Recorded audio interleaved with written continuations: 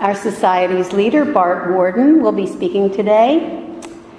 Bart, in addition to leading this society since 98, I think, right? Many years. Bart is also executive director of our parent organization, the American Ethical Union. Prior to training for ethical culture leadership, he worked as a social worker in a number of settings, working primarily with programs that help people recover from psychiatric disabilities. Bart's address today is Do Black Lives Matter in Housing in Westchester?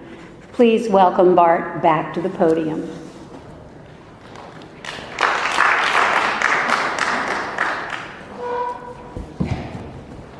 Good morning. So let me first say April Fool's Day apparently was a bit late this year. And the snow this morning was a bit of a shock, I imagine, to most of us. I don't know, it didn't show up in my weather report ahead of time. It was remarkably apropos, though, in that it covered the entire county with a layer of whiteness. And so I think it kind of fits, in some respect, the theme for today. But let me start from the beginning. The Black Lives Matter movement began in 2012 after the acquittal of George Zimmerman and the shooting death of Trayvon Martin. Trayvon, an African-American teenager who was walking in a predominantly white neighborhood on his way home in Sanford, Florida, was, as you, I'm sure know, killed by a security guard who was wandering around at the same time. So the Black Lives Matter began, so in keeping with these times, with a post to Facebook. Alicia Garza, an African-American activist and writer in California, posted, "Black people, I love you. I love us. Our lives matter. Black lives matter." And her friend, Patrisse Cullors, then shared with the hashtag Black Lives Matter. And another friend joined in and helped develop a broader online platform. And the rest, I imagine, you're familiar with. It became a sensationally popular effort on the internet, across social media, and soon became a heavy-duty aspect of life on the streets for the protests that followed. And so much of this is associated with the deaths of young black men at the hands of police. Something that people may or may not be that familiar with, though, is that the three people who began this movement are three queer women who are African American themselves. So their agenda is a little bit different from what you might expect. And I thought I would read from their website, and it's the page Her Story. Black Lives Matter is a unique contribution that goes beyond extrajudicial killings of black people by police and vigilantes. It goes beyond the narrow nationalism that can be prevalent within some black communities, which merely call on black people to love black, live black, and buy black, keeping straight cis black men in the front of the movement while our sisters, queer and trans and disabled folk, take up roles in the background or not at all. Black Lives Matter affirms the lives of black, queer, and trans folks, disabled folks, black undocumented folks, folks with records, women, and all black lives along the gender spectrum. It centers those that have been marginalized within black liberation movements. It is a tactic to rebuild the black liberation movement. When we say Black Lives Matter, we are talking about the ways in which black people are deprived of our basic human rights and dignity. It is an acknowledgement that black people and genocide is state violence. It is an acknowledgement that 1 million black people are locked in cages in this country. 1/2 of all people in prisons or jails is an act of state violence. It is an acknowledgement that black women continue to bear the burden of relentless assault on our children and our families, and that assault is an act of state violence. Black, queer, and trans folk bearing a unique burden in a heteropatriarchal society that disposes of us like garbage and simultaneously fetishizes us and profits off of us is state violence. The fact that 500,000 black people in the United States are undocumented immigrants and relegated to the shadows is state violence. The fact that black girls are used as negotiating chips during times of conflict and war is state violence. Black folks living with disabilities and different abilities bear the burden of state-sponsored Darwinian experiments that attempt to squeeze us into boxes of normality defined by white supremacy is state violence. And the fact is that the lives of black people, not all people, exist within these conditions is consequence of state violence. And she ends, when black people get free, everybody gets free. So the Black Lives Movement has spread very quickly and powerfully, I would say, across the country, and is a deep aspect of many of the street protests that have been going on all over the place. I have been wondering, though, the degree to which it's taken hold here in Westchester County. You know, we've had a few events, certainly, calling attention to the, I think, unjustified killings of several people, and maimings, for that matter, several people in our own community here. And there's been, you know, some ongoing protests happening. I do wonder, though, if the overall population is kind of getting it and really seeing kind of what's going on. The piece that probably stands out for me that really heightens how difficult things are is the piece about segregation, and in particular housing segregation. We like to think that we live in a very multicultural part of the world, but if you look at our towns and our neighborhoods, those towns are not terribly mixed at all.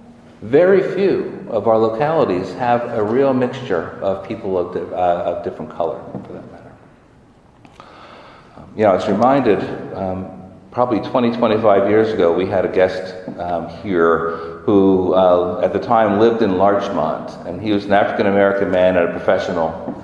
And he would take, I believe, a taxi to get to the train. I'm trying to remember exactly how it was that he was out on the street in Larchmont most business mornings, dressed in a nice suit, overcoat. And what was remarkable to him is that every time he stepped out on the street, people would be driving by and have these astonished looks on their faces. Now, this is a man who lived in this neighborhood for years and on a daily basis faced this surprise. What is this person doing here? And my guess is some of these folks are also surprised at what is this person, this black person, wearing a suit for? Right? Think about this. We have so many centuries and decades here of enslavement, marginalization, disenfranchisement, and othering, that people who live in our communities who stand out as being black are going to have a very difficult time feeling a part of those communities because of the reactions of the white people that already are there. It really struck a chord in me, and one of the things he said about it is he was from the South, and he says, you know, in the South, segregation is different. In the South, white families and black families often live in the same neighborhoods. The thing is, you always know your place. It's a matter of how high you are with each other. It's a matter of recognizing the authority of whites over blacks. So here in the North, though, it's different. It's more, you separate by geography. You don't like having people close to you. It's not a matter of whether they're over you authority-wise. It's a matter of how close they are to you or not. And if you look at the makeup of our cities and towns, you can see this in force. First of all, Westchester County, 78% of over 78% of African Americans live in one of the 5 cities. right? And if you, are people familiar with the consent decree that Westchester County has for it? Okay, let me give a little backstory on this. So, quite a while ago, the county was receiving funds from HUD to do affordable housing.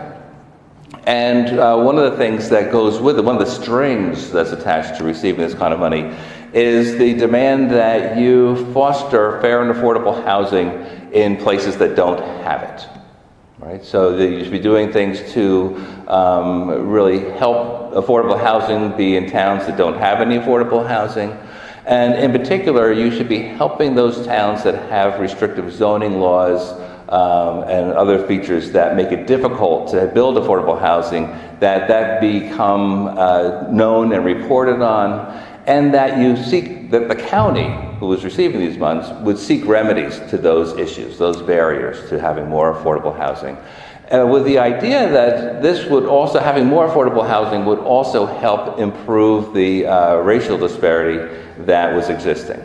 Because the disparity is profound, right? The great majority of our municipalities have fewer than 3% of their population African American.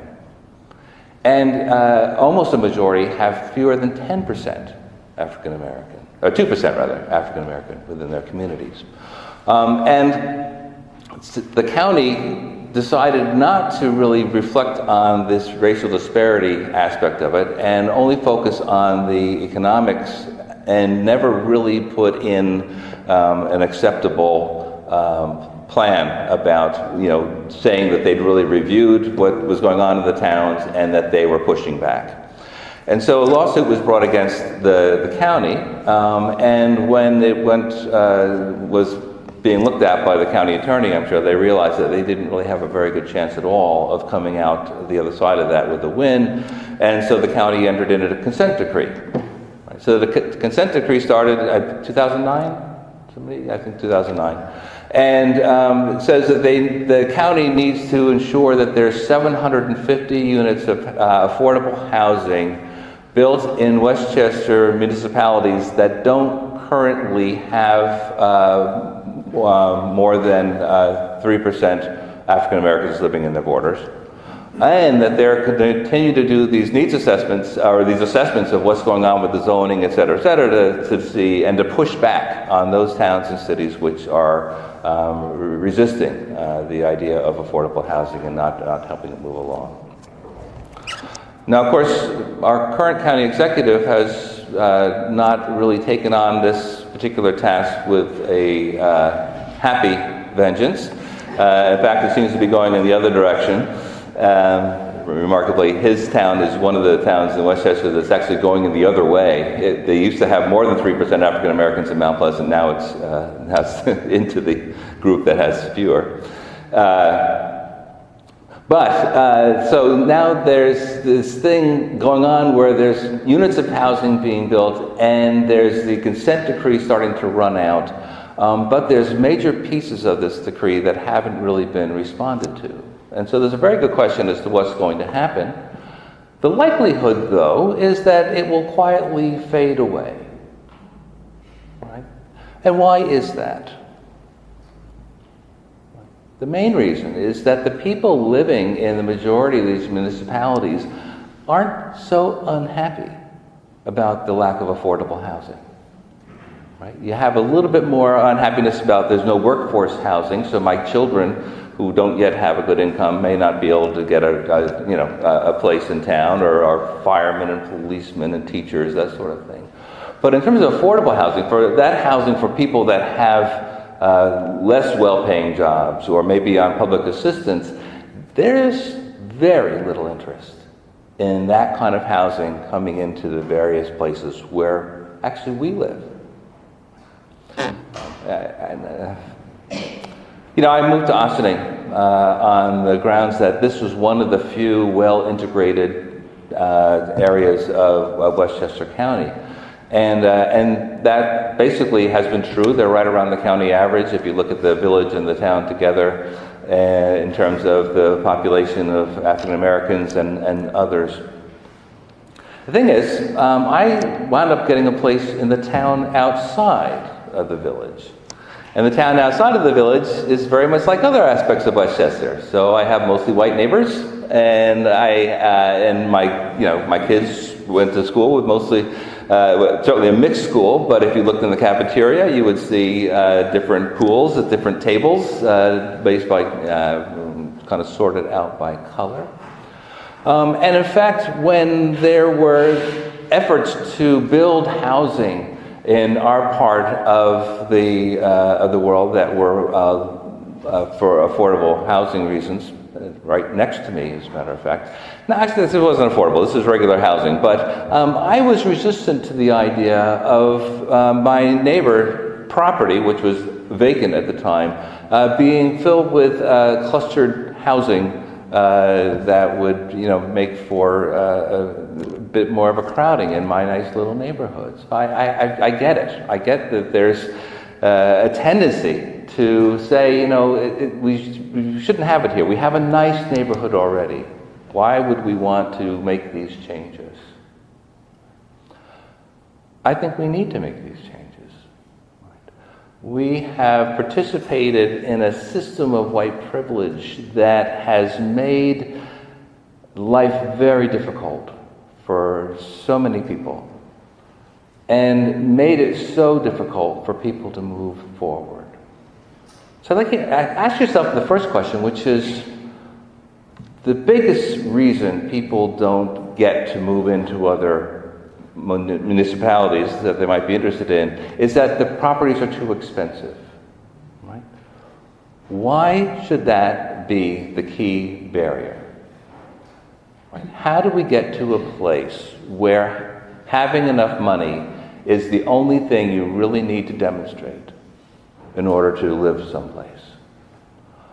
And how do we get to a place where we let that be a hard line barrier for people who might want to live within a township? How do we get there? Now, this has been happening over the course of many, many years, and so maybe it's hard to see, kind of like getting blanketed with snow. It all looks about the same, and so it can be hard to kind of figure out, what to do. But the truth of the matter is, we have quietly let our zoning laws also make it much more difficult to build different kinds of housing systems that might be more affordable. So for instance, oftentimes it's recommended that you build a mixed system where you have like shops and then housing above it, right? That way you have, some good income property as well as the opportunity for people to actually have a place to live in a nice area and to have transportation and those sorts of things, since oftentimes the public transportation will go through those areas as well. But those things are not being very well supported. And in fact, when those kind of things are getting built, oftentimes they're getting built by developers who are finding ways around having affordable housing as a component, or if there is any kind of affordable housing as a component, keeping it down to such a tiny percentage that it really doesn't make an appreciable difference. Mind you, the other side of this is that therefore people of color are squeezed into areas where people of color are. A major injustice faced by people is the uneven application of the criminal justice system. And one of the things that drives that is the very otherness that we put on people of color, and our readiness to imagine that those folks are more likely to commit crimes, therefore there needs to be more surveillance. We don't object when there's arrest quite so much. And we have allowed this police state to really take hold in many of these areas where there's high proportions of African Americans living. Well, one of the reasons that becomes palatable to us is because our neighborhoods look so different to us. It's easier to allow it to happen when you're looking at a neighborhood that seems foreign, or when you're looking at a neighborhood that doesn't seem like it's in such good shape, so you can imagine people feeling desperate, etc. an answer to that, a possible answer, is for us to start opening our doors more in the other towns and localities. And not for workforce housing, but for affordable housing, for the housing for people who have the biggest challenges and largest struggles. I mean, those are the folks that could benefit so much from what these nice towns have to offer. Right? And it's been shown. You know, there have been a number of studies where what they do is they, instead of trying to rehab housing in a particular area, they'll encourage people to move to a better area. And they find that the outcomes for those families that move are considerably better than when they rehab places in sites in place. On the other end of it, too, you have the whole gentrification issue, which is a complex one. I don't know if people are following on NPR. There's having a whole thing, There Goes the Neighborhood. Really interesting take on some of the gentrification concerns that have happened. Most of them are regional, I believe. And I was at a meeting with fellow clergy this last week, and one of the things that was intriguing, we were talking about affordable housing. And this is somebody who is in Mount Vernon or Yonkers. Oh, he's New Rochelle, I'm sorry, from New Rochelle. And talking about how what they're really trying to do is build workforce housing. He says, we have plenty of affordable housing right here. If anything, what we don't have is a balance. So it's become this area that is pretty difficult in many ways. Our church would really like to be building some affordable housing units here to bring some more balance back to this neighborhood. These are the kind of things that would be really great to do, so long as there is more affordable housing units being built across the county. Right? Because otherwise what happens is you remove the low-cost housing and rehab it and make it nicer housing and get your workforce folks in there, but then where are the other folks going to go? Right? Where are they going to go? And this is happening over and over again, not just in our area, but, you know, quite frankly, Westchester is a really terribly segregated part of the world. Not quite as bad as New York City, but not that far off. And because we have so many municipalities, it's very difficult to get a foothold. So, going back to the consent decree, let's say the consent decree was wholly successful, and they got the 750 units made. Well, we need more like 10,000. So, you know, it's a start, but it's a very small start, right? And what if they did a good study indicating what's going on with zoning and resistance to affordable housing? Well, it's one thing to say this group should do it. It's another to make someone do that, right? How do you make a town build affordable housing? You have to do that, I think, from the inside. We need to be the champions of affordable housing in our own neighborhoods. We need to find ways to get to the folks that are making decisions about zoning, making decisions about development, get their ear, and find ways for them to understand the importance of affordable housing as a social justice concern. Because until we're all adequately housed, until we're all in a place where we're understanding that there's a common humanity, we're not likely to see the kind of changes that we'd really expect to see and hope to see in our world in terms of our acknowledging that Black lives matter. Thank you.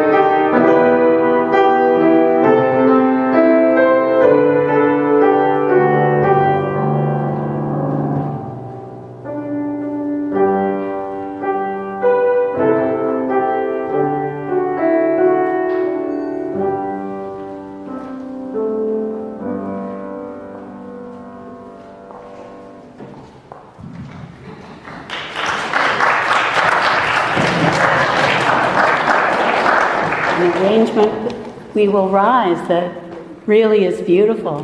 Thank you. Wow. Now it's time to share thoughts and reflections. What did... And we're live. And we're live.